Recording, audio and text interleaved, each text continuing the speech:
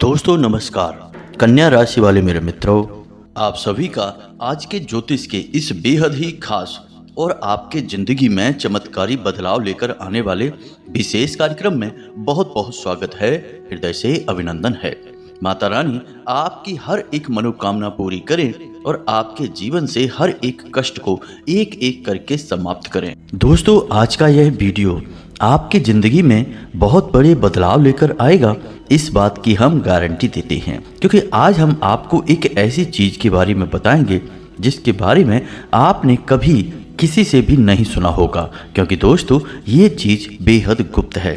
तो हम आपको बताने जा रहे हैं एक ऐसी चीज के बारे में जिसे आपको अपने दाहिने हाथ में पहन लेना है। जी हाँ दोस्तों, इसे अपने दाहिने अंग से स्पर्श करके रखना है और आप इसके चमत्कार को अपने जीवन में महसूस करेंगे। जी हाँ दोस्तों, जो महापरिवर्तन आएंगे, जो सकारात्मक ऊर्जाएं आपके जीवन में आएंगी और आपको बड़े बड़े लाभ देंगी, उन्हें देखकर आप 100% चौंक जाएंगे। जी हाँ दोस्तों, इसे अंग स्पर्शी उपाय कहा जाता है और इस उपाय को हर वह इंसान करता है जो अपने जीवन में कुछ करना चाहता है, सुख सुविधाएं हासिल करना चाहता है, तकलीफों से मुक्ति चाहता है। लेकिन इस उपाय की खूबी यह है कि इसे कोई और आपके लिए नहीं कर सकता है, इसे आपको स्वयं ही तैयार करना होगा और यह बेहद गुप्त होगा। तो इसकी तैयार करने की विधि भी आप किसी से नहीं बताएंगे।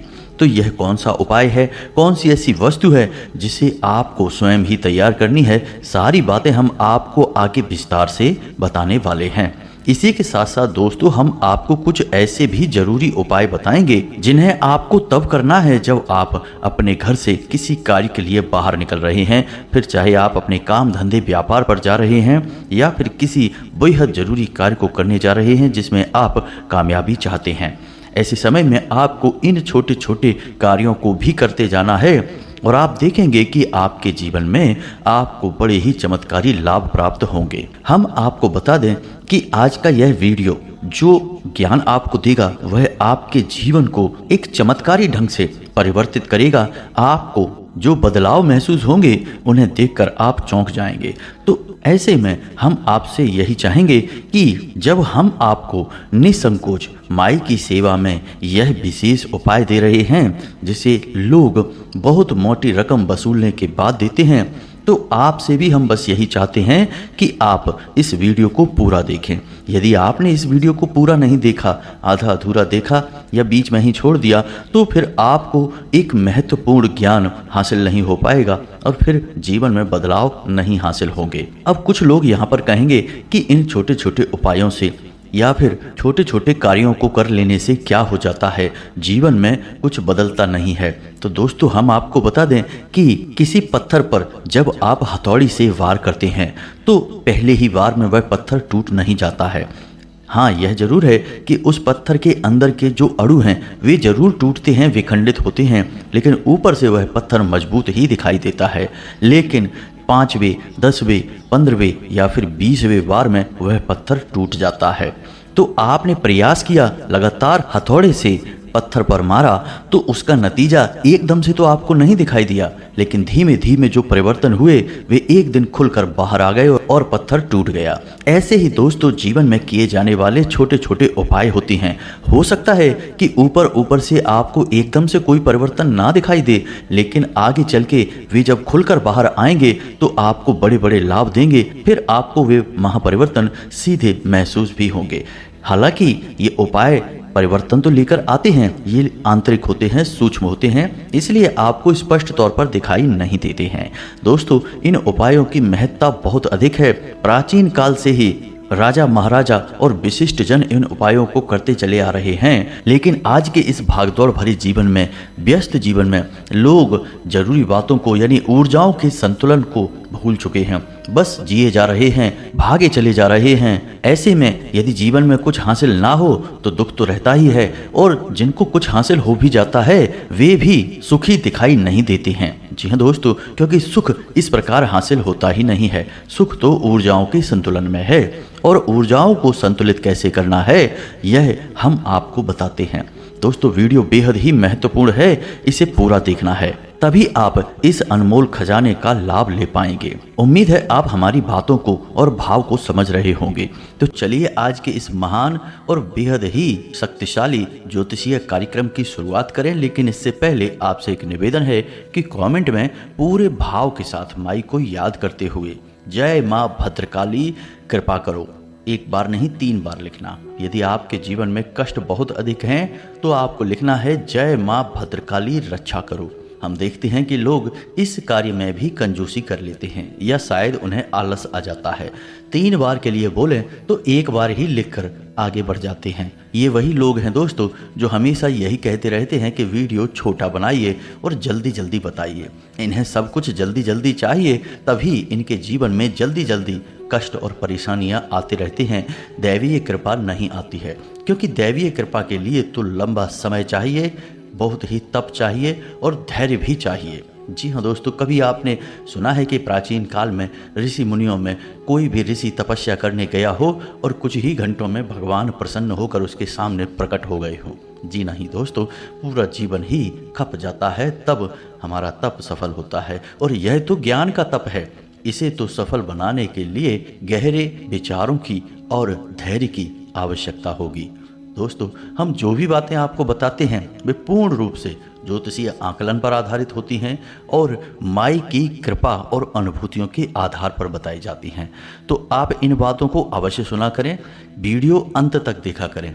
हम जो भी बातें बताएंगे वो 100% आपके जीवन में घटित हो रही होंगी या फिर आने वाले समय में घटित होंगी ही, इस बात की हम गारंटी देते हैं। तो चलिए जल्दी से माई को याद करते हैं और साथ ही साथ आप अपना नाम और अपना स्थान और अपने जीवन की जो मुख्य समस्या है उसे भी लिखकर कमेंट बॉक्स में अवश्य भेज दें। दोस्तों, जो सर्व मनोकामना पूर्ति हवन शनिवार की रात्रि में हम करवाते हैं, उस हवन के समय हम आपके नाम से आहुतियाँ कर देंगे और माई के दिव्य दरबार में आपके नाम की अर्जी भी लगा देंगे। निश्चित तौर पर अगले ही दिन से आपको इसका परिणाम जीवन में दिखाई देने लगेगा। हजारों लोगों को जीवन में सद्गति प्राप्त हुई है, खुशियां मिली हैं, तो आपको क्यों नहीं प्राप्त होगी।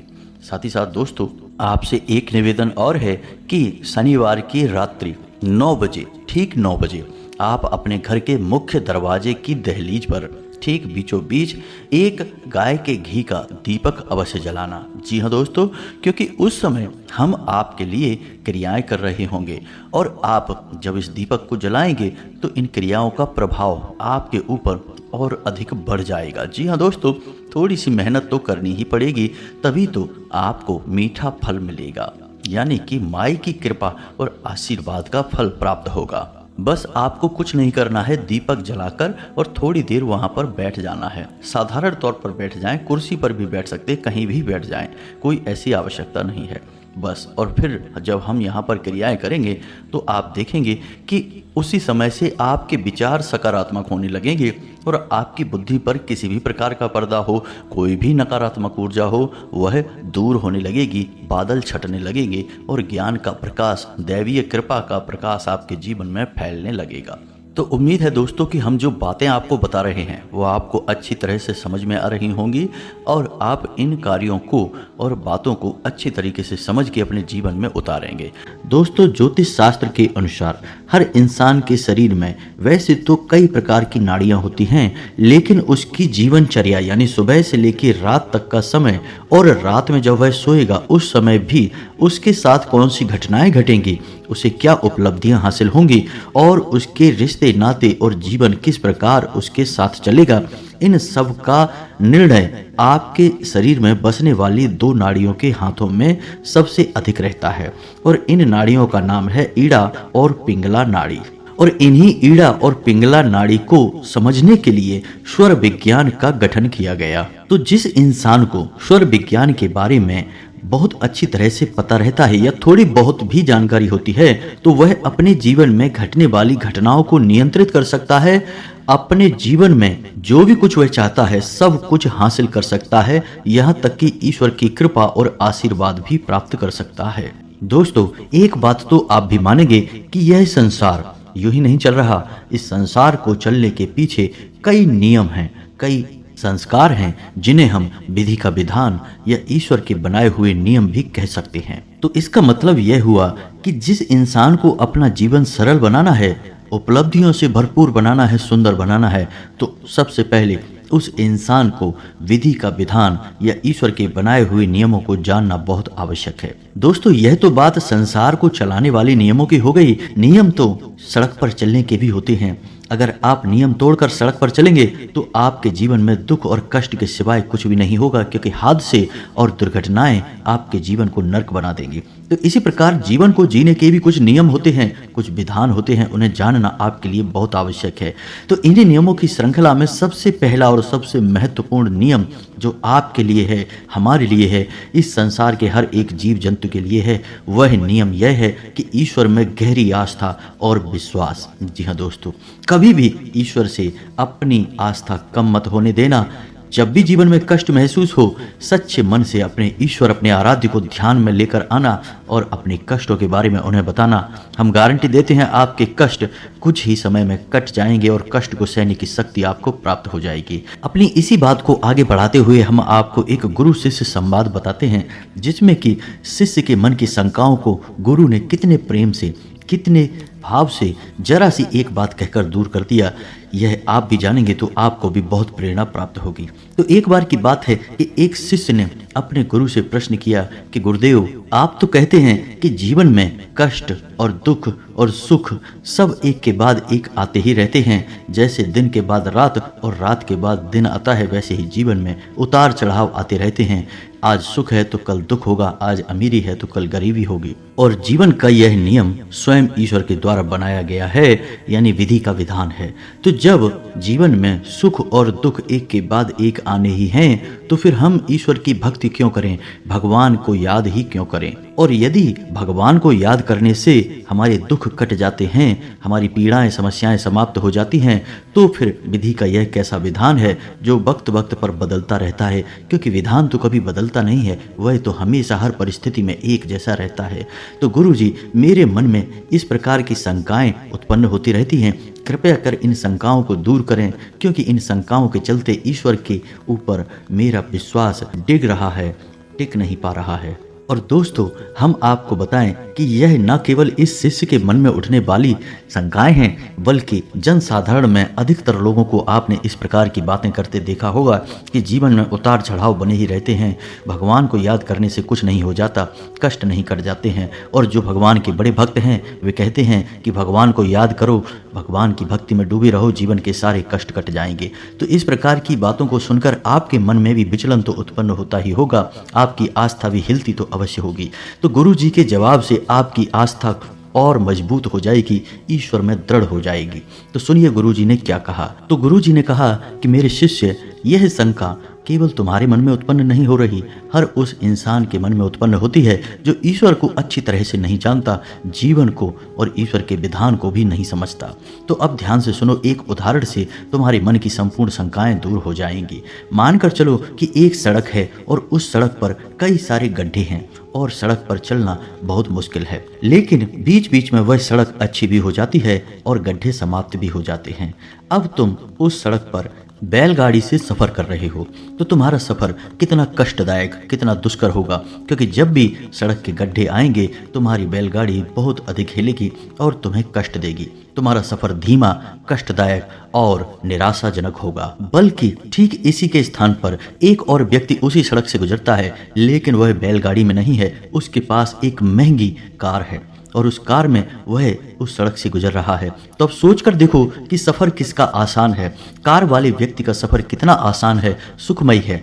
हाँ, सड़क पर होने वाले गड्ढों की वजह से उसकी कार थोड़ी बहुत हिलेगी अवश्य, लेकिन उन गड्ढों का कष्ट उसे अधिक महसूस नहीं होगा। थोड़ी बहुत हलचल होगी, लेकिन उसका सफ़र बहुत ही सुविधाजनक, आरामदायक रहेगा। तो सड़क तो एक ही है, सड़क में होने वाले गड्ढे, उतार चढ़ाव सब एक जैसे हैं, लेकिन दो लोग सफर कर रहे हैं। एक का सफर नरकीय है और दूसरे का सफर स्वर्ग के समान है।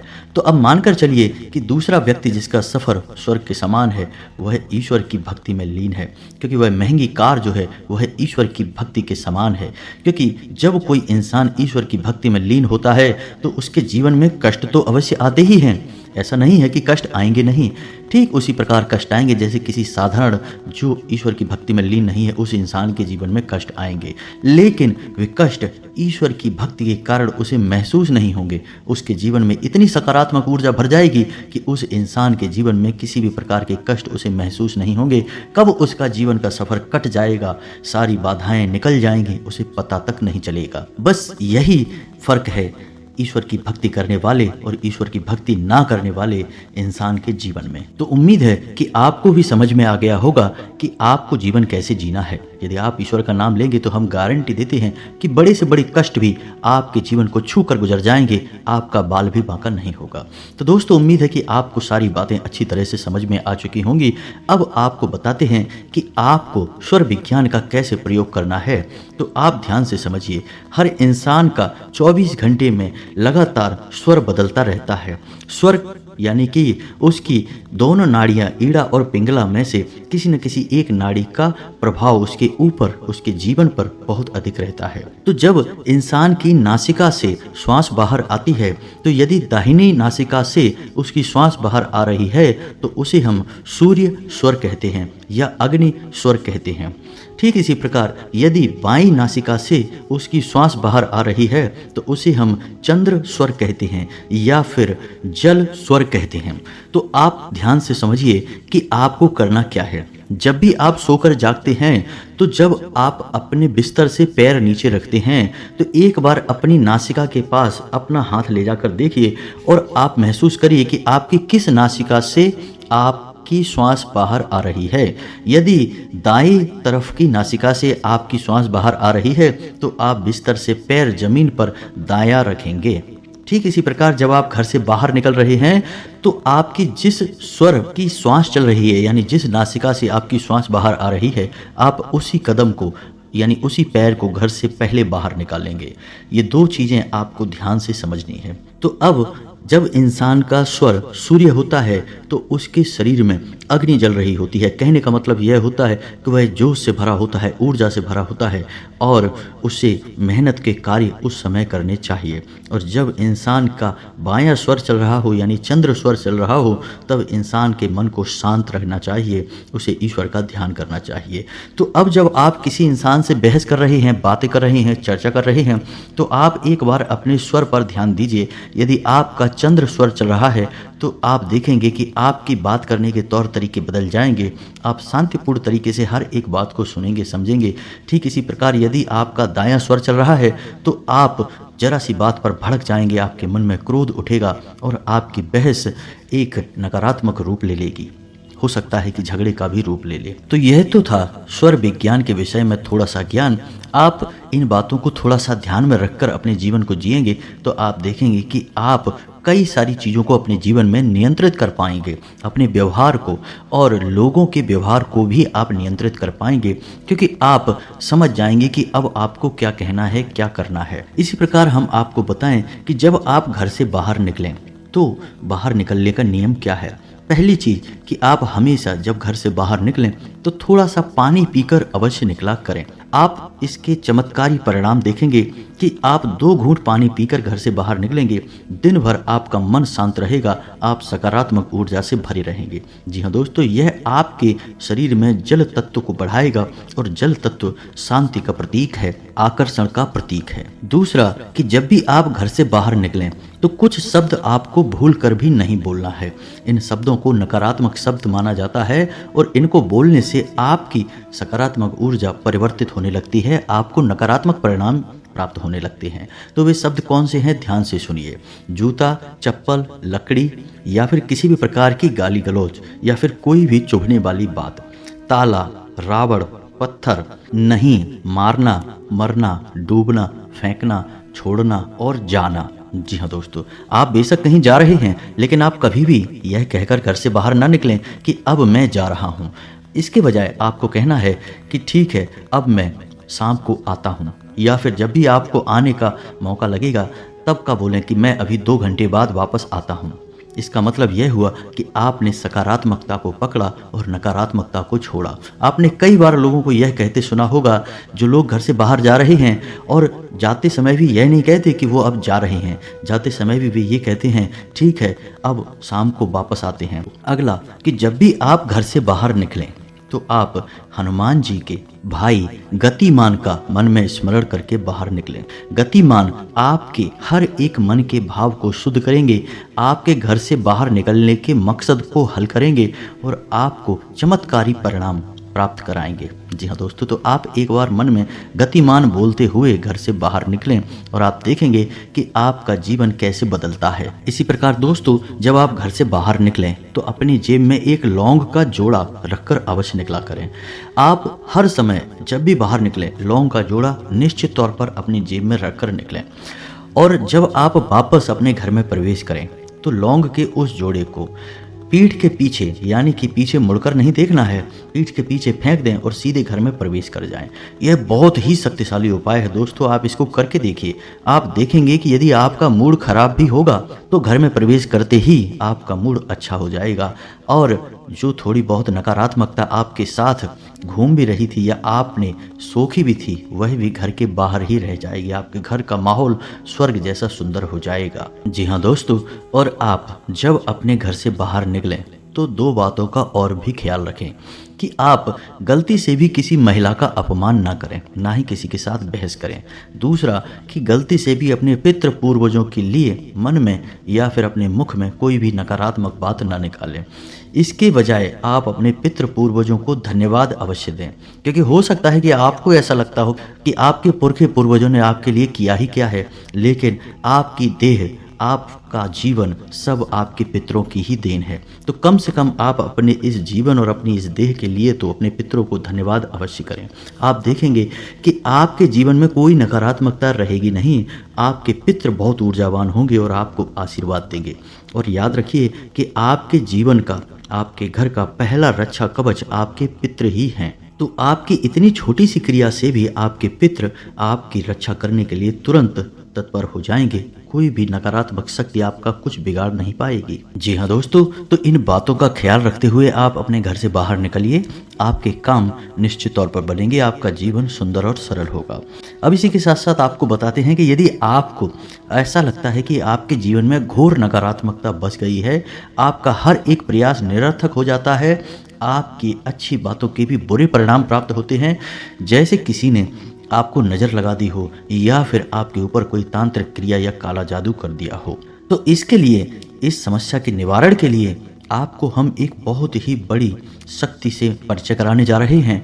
आप इस शक्ति का लाभ ले सकते हैं, साथ ही साथ आप इस शक्ति का एक ताबीज स्वयं ही भरकर अपने लिए तैयार कर सकते हैं। इसके लिए आपको किसी पुजारी, पंडित या तांत्रिक की आवश्यकता नहीं है, आप स्वयं ही इसके लिए अपना उपचार कर सकते हैं और इस ताबीज को आप हमेशा अपने शरीर से लगा कर रखेंगे और आप देखेंगे कि आपकी घोर नकारात्मकता भी आपका कुछ बिगाड़ नहीं पाएगी और आपका जीवन निश्चित तौर पर बदल जाएगा। तो दोस्तों ध्यान से सुनिए आपको करना क्या है। इस मंत्र का जो हम आपको बताने जा रहे हैं, इसे नवाड़ मंत्र कहा जाता है और इस मंत्र में 9 देवियों की संपूर्ण शक्ति समाहित होती है। वैसे यह मंत्र माँ दुर्गा को समर्पित है, लेकिन माँ दुर्गा के अंदर संपूर्ण देवियों की शक्तियाँ समाहित हैं। तो इस मंत्र के हर एक अक्षर में हर एक देवी का स्मरण किया जाता है। तो यह मंत्र आप यहीं से समझ चुके होंगे कि कितना शक्तिशाली है। तो मंत्र को हम आपके लिए बोलने जा रहे हैं, आप इस मंत्र को ध्यान से सुने और यह मंत्र आपके मोबाइल की स्क्रीन पर भी दिखाई देगा, तो आप इसे नोट भी कर सकते हैं। तो मंत्र कुछ इस प्रकार है, ओम ऐं ह्लीं क्लीं चामुंडाय विच्चे। जी हाँ दोस्तों, मंत्र बहुत साधारण है, आराम से याद हो जाएगा। आप इस मंत्र को दोबारा फिर से सुने, ओम ऐं ह्लीं क्लीं चामुंडाय विच्चे। जी हाँ दोस्तों, तो इस मंत्र को आपको 108 जाप करना है, यानी एक माला जाप करना है। तो आप किसी भी शुक्रवार के दिन से पूरे विधि विधान के साथ इस मंत्र का जाप शुरू कर सकते हैं। पूरे 9 दिनों तक आपका यह जाप चलेगा। जाप करते समय आपको एक ताबीज अपनी पूजा घर में रखना है, माँ दुर्गा की फोटो के पास रखना है। साथ ही साथ आपको कागज पर इस मंत्र को 9 बार लिखना है। छोटे से कागज़ पर छोटे छोटे अक्षरों में आपको 9 बार इस मंत्र को लिखना है और इस कागज़ को भी आपको माँ दुर्गा की फोटो के नीचे रखना है। 9 दिनों तक लगातार आपको एक माला जाप करना है और जब 10वें दिन आप इस मंत्र का दशांश हवन करने के बाद आप देखेंगे कि यह मंत्र जागृत हो चुका है। और जब यह मंत्र जागृत हो जाएगा तो आपको उसी ताबीज में जो आपने माँ दुर्गा की फोटो के पास रख रखा था, उसी ताबीज में उस कागज को छोटा सा रोल बनाकर उसके अंदर भर देना है और उस ताबीज को पूरे भक्ति भाव के साथ अपने दाहिने अंग पर बांध लेना है। अपनी भुजा पर बांध सकते हैं, भुजा पर ही बांधे या अपने गले में भी पहन सकते हैं। आपके शरीर से यह ताबीज लगा रहना चाहिए, चिपका रहना चाहिए। आप देखेंगे कि घोर से घोर नकारात्मकता भी धीरे धीरे कटने लगेगी और आपका जीवन जहां नर्क बना हुआ था वहां आपके जीवन में संपूर्ण सकारात्मक बदलाव शुरू हो जाएंगे। दूसरे ही दिन से आप इसका प्रभाव महसूस करेंगे। यदि आपको इस मंत्र के बारे में और विशेष जानकारी चाहिए, गहराई से इस विधान को समझना है कि कैसे ताबीज़ भरनी है और कैसे पूरा पूजा पाठ का क्रम चलता है, तो आप हमें कमेंट करें, हम आपको इसके बारे में विस्तार से एक वीडियो बनाकर दे देंगे। फिर आप स्वयं ही अपनी ऊपर होने वाली नकारात्मक क्रियाओं से छुटकारा प्राप्त कर सकते हैं, स्वयं ही अपने जीवन में बड़े बदलाव ला सकते हैं। आपको किसी की आवश्यकता नहीं है। तो उम्मीद है कि वीडियो में बताई गई बातें आपको समझ में आई होंगी, अच्छी लगी होंगी। आप इन्हें अपने जीवन में आजमाएंगे और आपका जीवन बदलेगा। इसी आशा के साथ, इसी उम्मीद के साथ आज की इस वीडियो को विराम देते हैं। कमेंट में पूरे भक्ति भाव के साथ जय माँ भद्रकाली अवश्य लिखें। माता आपके ऊपर कृपा बनाए रखेंगी। मिलते हैं अगले ज्ञानवर्धक वीडियो में, तब तक के लिए धन्यवाद। जय माता की।